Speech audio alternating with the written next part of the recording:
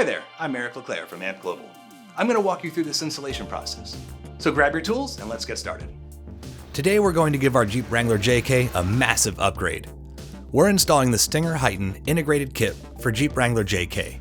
Compatible with 2011 to 2018, this kit is going to add a 10-inch HD screen, Android Auto, CarPlay, HDMI, USB, Bluetooth, and lots of other great features. The vehicle integration not only retains the steering wheel control function and the factory amplifier control, but goes way beyond to provide vehicle information, performance gauges, off-road enhancements, and 4 programmable camera triggers, saving you lots of time when installing additional cameras on your Jeep. Come with me as I show you how easy this plug-and-play kit makes it for you to add all these awesome features to your Wrangler.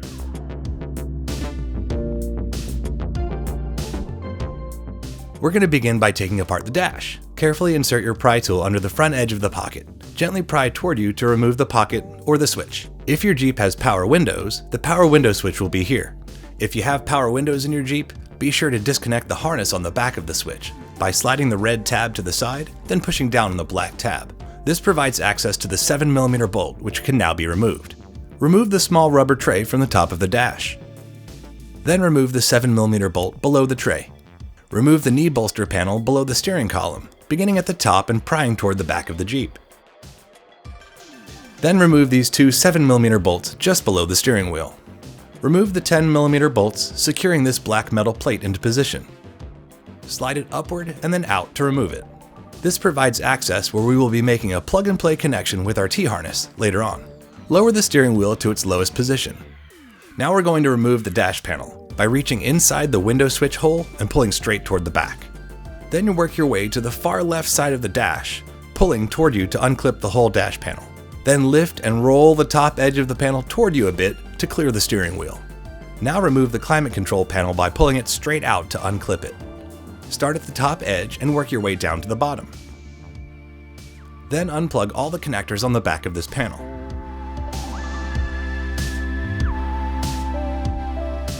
Now remove the 4 7mm radio screws.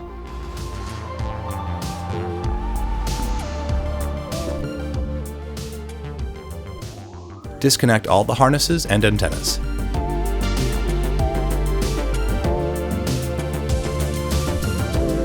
Remove the 2 7mm bolts that secure the Uconnect module into the dash. Unplug the factory USB cable. Connect the end of the supplied USB adapter labeled USB UN3 onto this factory USB cable. Route the end of this cable up the dash to the radio opening. Return the Uconnect module to its factory location and reinstall the 2 7mm bolts. Remove the sail panel on the far left side of the dash, starting at the bottom and working your way upward.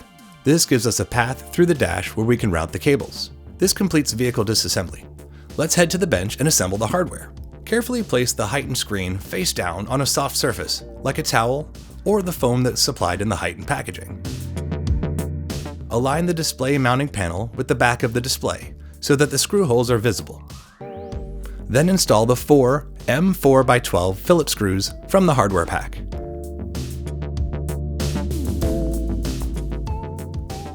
Using a long Phillips bit, partially install the 4 M4x10 Phillips screws from the hardware pack. Only start the screws. We don't want them to pass out through the other side of the plastic support yet.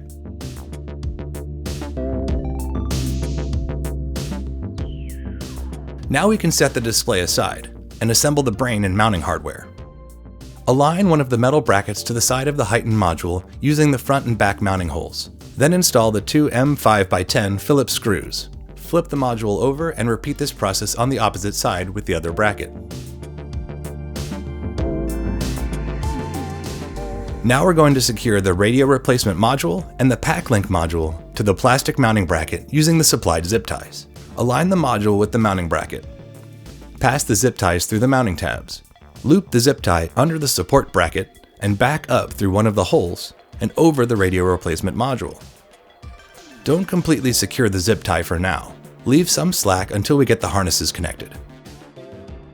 You'll use 2 zip ties to secure the radio replacement module and 1 zip tie to secure the pack link module.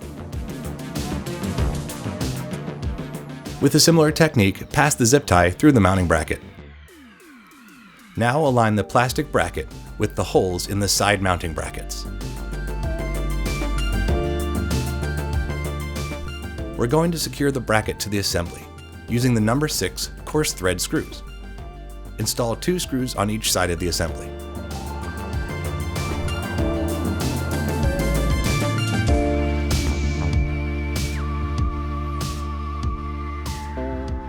Place the support bracket on top of the module, with the arrow facing the Stinger logo. Front should face the front of the Jeep. Install the 2 M4x4 Phillips screws. Install the right screw first. Then the left screw will punch through the label on the top of the HEIGH10 module.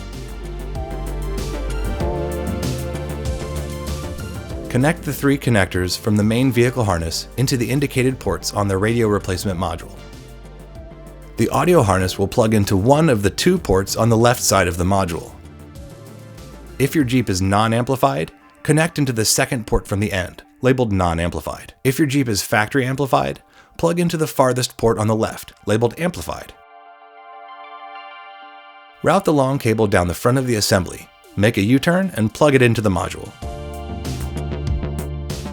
Plug the 6-inch 10-pin to 10-pin harness into the port labeled expansion port on the radio replacement module. The other end of this cable plugs into either of the ports on the PAC-Link PL1.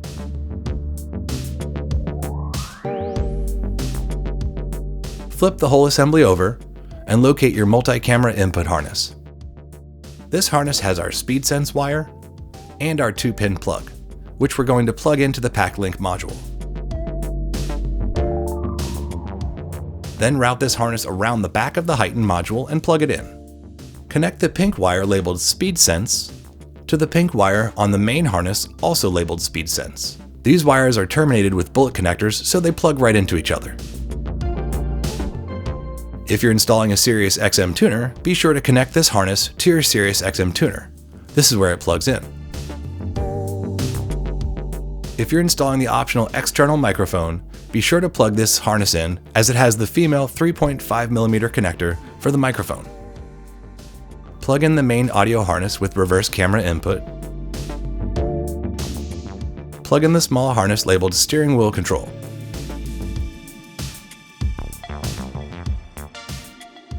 Plug in the 16-pin radio harness into the module. If you're installing an aftermarket amplifier, be sure to connect your remote wire to this lead, labeled Amp Turn On. This is our 2-pin Molex plug, where we will connect our CAN bus harness in the vehicle. If you're installing aftermarket cameras, you can use these 2 wires to provide them with switched accessory power and ground. Connect the 2 display cables into the back of the module. They have the same connectors on both ends, so they can be plugged in either way. Connect the supplied antenna adapter into the antenna input. We can now set this assembly aside for now. We're going to remove the cigarette lighter port and install something way better. Flip the panel over to access the back side. Using a right angle pick tool, pry out the plastic locking tabs on the sides of the cigarette lighter port. Pressing on the back of this port with your thumb, while unlatching these clips, will allow you to pass the lighter port through the front of the panel. Then do the same thing for the plastic ring, pressing on the back and using a pick tool to disengage these clips, then snap it out the front side. If you choose to install the optional dust and debris cover, pass the USB and HDMI cable ends through the opening in the flap. Then slide the flap all the way to the end of the cable. Pass the HDMI and USB cables through the front of the dash panel and out the back. Then slide the plastic lock washers over the ends of the cables, using the flat washer first, then the standard washer second. Thread them all the way down the body of the USB and HDMI connector to secure them into the dash panel. Now let's head back to the Jeep. Under the steering column, there's a connection point where we will connect one of the 2 supplied T-harnesses. Carefully remove the tape securing this connector to the factory wiring harness. Unplug the connectors. One of our 2 T-harnesses will plug into the factory harness. Connect the other end of the factory harness into the other end of our T-harness. Using electrical tape to secure the end of the connector to a long zip tie, then route it up through the dash to the radio opening. Pull the rest of the cable slack through the opening so it's not hanging out below the steering column. Then use a zip tie to secure the T-harness to the factory wiring. The optional external microphone has two mounting clips. Simply slide the microphone into the groove on one of the clips and attach it to your Jeep. You can attach it to the spring-loaded clip and clip it to the midpoint on the A-pillar here, or you can attach to the adhesive base and mount it to the dash here. Wherever you choose to mount your microphone, use a pry tool to tuck the cable along behind the trim panels. Using a long zip tie, route the microphone cable behind the gauge cluster to the radio opening. Pull the rest of the microphone cable out through the radio opening and use a zip tie to secure the excess. Now we're going to install the GPS antenna. Take the supplied metal plate and create a bend about 2/3 of the way down. This creates a ledge that stops the antenna from sliding off the magnetic base. Place the plate in this opening behind the gauge cluster. Sit the magnetic antenna on top of the plate and route the end of the GPS cable through the dash to the radio opening. Pull the excess cable through the dash and make a large loop. Then twist the loop in the middle and fold it back on itself. The idea is to create as many loops going one direction as there are going the other direction. Then use zip ties to secure this bundle.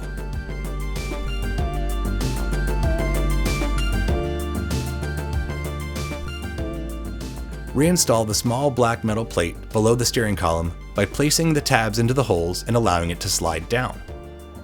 Then reinstall the two 10mm bolts. Bring the climate control panel into the Jeep and pass the ends of the USB and HDMI cables up through the dash to the radio opening. The plug for the cigarette lighter will not be reused, but be sure to reconnect any other climate control harnesses which were disconnected during disassembly. Then snap the control panel back into position by pushing it straight toward the front of the Jeep. The HEIGH10 brain has two USB ports. Be sure to connect the USB cable into the closest port to the edge of the chassis. This is the port that supports Android Auto and CarPlay. Connect the HDMI cable into the port. Connect the blue GPS antenna connector. Connect the 2-pin Molex connector from the steering wheel T-harness routed through the dash to the 2-pin connector on the main vehicle harness. Plug in the 3.5mm male connector from the microphone cable into the receptacle labeled mic. Plug the other end of the USB UN3 USB adapter into the second port on the HEIGH10. Plug the antenna adapter into the white Fokker connector, not the mustard-colored connector. If you're adding Sirius XM, use the SAT01 cable to connect the Sirius tuner to the factory mustard-colored cable. This utilizes the Jeep's factory antenna.